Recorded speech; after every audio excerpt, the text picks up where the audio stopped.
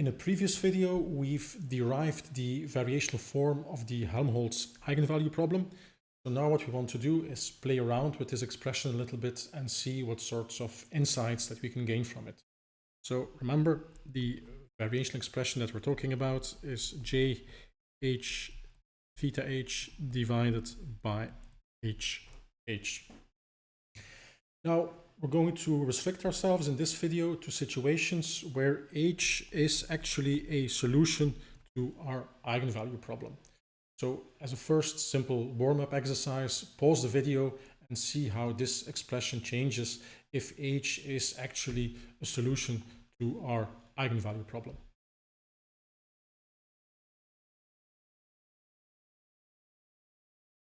So that's not too difficult. If h is a solution to our eigenvalue problem, that means that theta h is actually equal to the eigenvalue times h. So this will be equal to omega squared mu h, and we divide by h. Now, since this omega squared mu is just a boring scalar, we can bring it outside of the scalar product, and then we just have hh divided by hh. So the solution is that j actually becomes equal to omega squared mu, becomes equal to the eigenvalue. This is something we already knew from a previous video, but it's nice to be able to confirm this again in a slightly different way. So what we see from this, if we're looking for solutions to that variational expression, if we're trying to minimize j, we see that j goes down here if omega goes down. So, and we know from physics that if omega goes down, that also means that that the energy here, that the energy goes down. So this is just as a background to the whole story. Minimizing j, minimizing the eigenvalue corresponds to minimizing the energy of the solutions. Okay, now let's get started for real, and let's recall something that we've derived in a previous exercise when we were talking about the fact that our theta operator had positive eigenvalues. At some point there, we ended up with an equation that looked like this, an equation for h theta h, which is actually the numerator of our variational expression.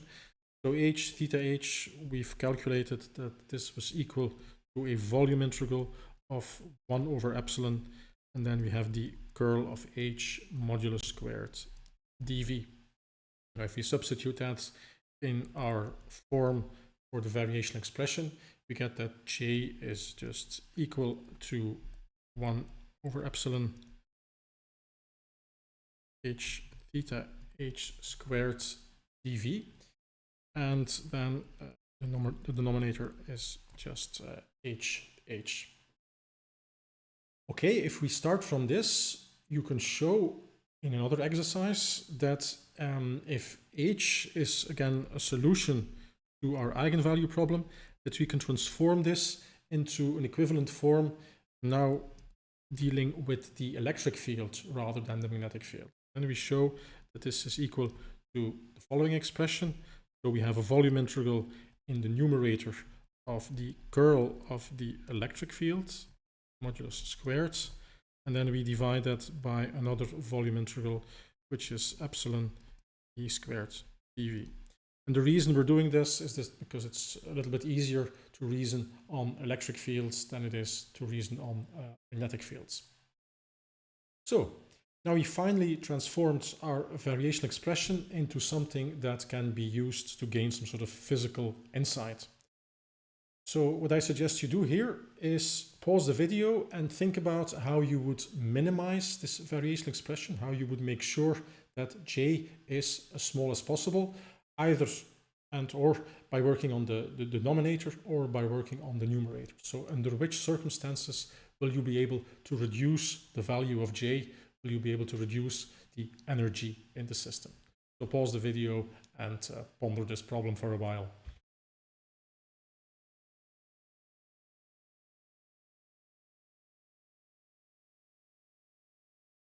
Let's focus on the denominator first, right? So what happens if we look at the denominator? The denominator is this volume integral of the field's intensity times the epsilon constant, the dielectric constant of the problem that we're studying. So our goal is to make j as small as possible. So we make j as small as possible if we make the denominator here, if we make this integral as large as possible. Now, under which circumstances do we make this integral as large as possible? Well, it has something to do with the way we choose to distribute, or nature chooses to distribute, the electric fields in relation to the distribution of this epsilon here.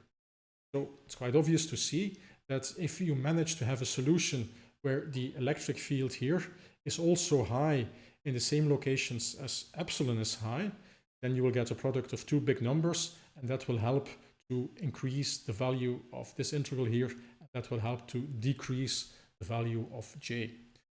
This basically means is that it's energetically favorable to distribute your field in such a way that the peaks of the electric field coincide with the high values epsilon, with the high values of the dielectric constant. Basically, this tells us that the electric field likes to be in regions with high epsilon.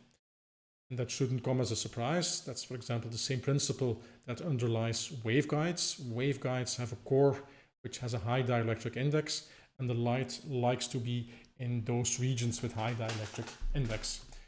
So this is the mathematical proof, if you want, for something that we already know physically, that light likes to be in regions with high dielectric constant.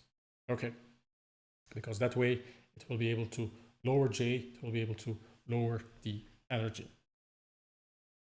That was the denominator. Let's now talk about the numerator. How do we make the numerator, well, in our case, as small as possible, because we want to make J as small as possible. So what's the energetically favorable situation here? Well, if you look at this here, this curl, now this curl is an expression that contains lots of spatial derivatives, right? ddx, ddy, ddz. So if we end up with a field distribution which does not vary a lot as a function of space, then this means that this numerator will also be small. So it's energetically favorable to have something which slowly varies rather than having something which is oscillating like crazy over here. This is a second rule of thumb, namely that slower spatial variations correspond to lower energy compared to lots of spatial variations in a short distance here. And again, this is also something we already know from waveguides.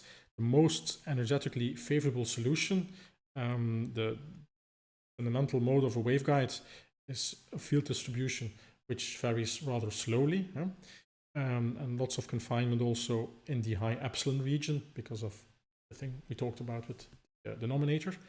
And then all of the higher order solutions, they vary a lot more. So if you have, for example, first order solution that looks something like this.